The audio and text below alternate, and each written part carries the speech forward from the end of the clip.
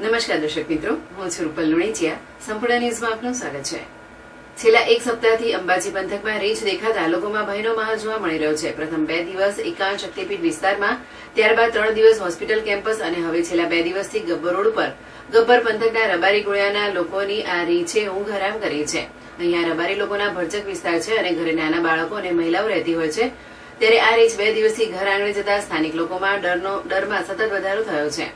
હાલમાં વન વિભાગ દ્વારા જ્યાં સતત રીંછ આવ્યા હોય તેવા રહેણાંક પાસે એક પાંજરું ગોઠવી રીંછ પકડવાની તજવીજ હાથ ધરવામાં આવી છે. ત્યારે નજીકના સમયમાં અંબાજી ખાતે ભાદરવી પૂનમનો મેળો આવી રહ્યો છે. ત્યારે સ્થાનિક લોકો એક કરતા વધુ પાંજરા ગોઠવવા માંગ કરી રહ્યા છે, જેથી રીંછ એક નહીં તો બીજી જગ્યાએ પકડાઈ શકે.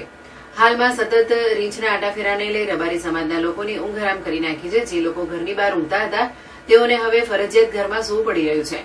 વન વિભાગની તાકીદે વધુ મહેનત કરી આ રીંછને પકડી પાડવા માંગ કરાય છે, જેથી સ્થાનિક લોકો સહિત આવનારા ભાદરવી પૂનમના મેળા દરમિયાન યાત્રિકોને કોઈપણ મુશ્કેલીનો સામનો કરવો ન પડે તેમ વિરાજી રબારી પ્રત્યક્ષદર્શી રબારી ગોળિયા અંબાજીએ જણાવ્યું હતું.